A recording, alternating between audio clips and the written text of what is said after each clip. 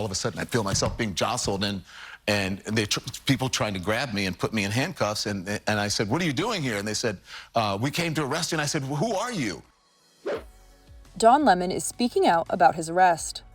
On Monday, February 2nd, the journalist made an appearance on Jimmy Kimmel Live for his first interview since being detained on January 29th after covering an anti-ICE protest at a church in Minnesota earlier last month. The former CNN host revealed the moment he was apprehended once he returned to his hotel in Los Angeles. He was in the city to cover the Grammys and events leading up to the ceremony.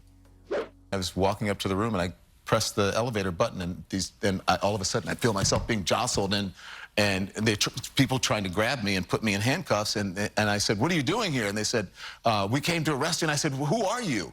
And then finally they identified themselves, and I said, "If you are who you are, then where's the warrant?" And they didn't have a warrant, so they had to wait for someone from outside, an FBI guy, to come in to show me a warrant on a cell phone. And by that time, I was like trying to, figure out what was going on to get my bearings, and they dropped all my stuff. My glasses had fallen on the floor. I'm like, I can't read that. So they had to pick my glasses up, and I read it, and still, what does that mean? And then there was a bunch of guys, and they took me outside. FBI guys were out there. I mean, it had to be maybe a dozen people. The 59-year-old, who claimed that federal agents wanted to embarrass and intimidate him, went on to share that he was placed in a holding room in a federal courthouse. He was there for about 12 hours before being released without bail, he said, alleging he wasn't even able to make a phone call, and explained how his husband, Tim Malone, who was sleeping at the time, was able to find out where he was. I asked them, "Do I get my one phone call, Jimmy?" They said, "No, you don't. You get to talk to your attorney whenever the court says that you can." And so that wasn't until the next day.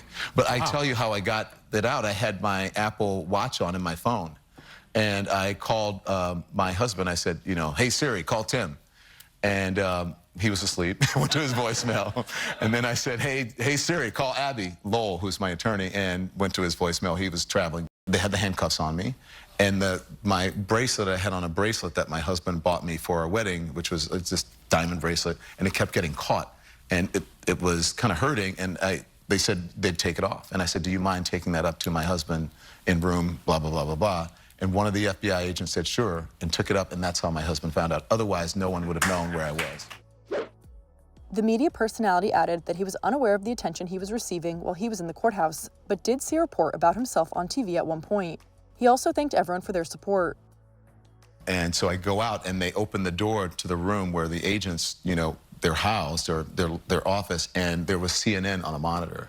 And on the thing I could see, former CNN anchor Don Lemon arrested in Los Angeles. And I said to the guy, I was like, I said, "Is that happening a lot?" He goes, "You've been on all morning." Yeah. And he says, "This is a big deal." But I still didn't know how big a deal it was, Jimmy. I swear to you, I walked out. My attorney said to me on the phone, finally, when I got out, he said, "I prepared a statement. You can rewrite it and edit it, but you need to deliver the statement." I'm like, "Deliver it to who? Like, what are you talking about?" And they said, "The people who are waiting outside."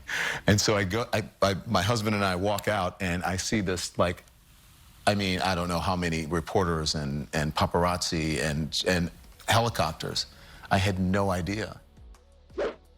Lemon, who shared that he's doing okay but stressed that the charges are very serious, also disclosed that he retained his lawyer, Abbe Lowell, before his arrest when he began to see Attorney General Pam Bondi and other Trump administration members suggesting he could be apprehended, even having his attorney make a customary offer for Lemon to turn himself in. The attorney reached out to them and said, basically, "I understand that you have an interest because your folks have been talking about it, and so if you are serious about this, then let's do it the right way." He's perfectly willing to self-report it, which means turn yourself in, and so we don't have to go through this whole rigmarole, and never heard back from them. Lemon and his attorney maintained that he entered the church for the sole purpose of covering the demonstration in a purely journalistic capacity. An immigration and customs enforcement official allegedly serves as a pastor at the church. In his interview with Kimmel, Lemon stressed that there is a difference between protesters and reporters.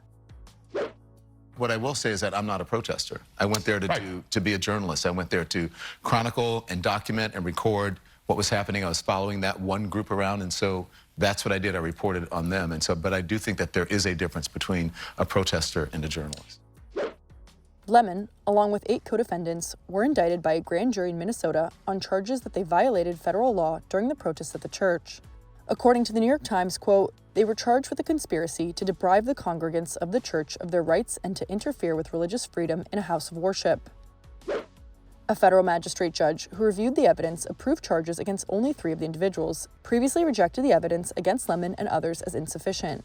While the Justice Department later petitioned a federal appeals court to force the judge to issue those additional arrest warrants, their request was ultimately denied.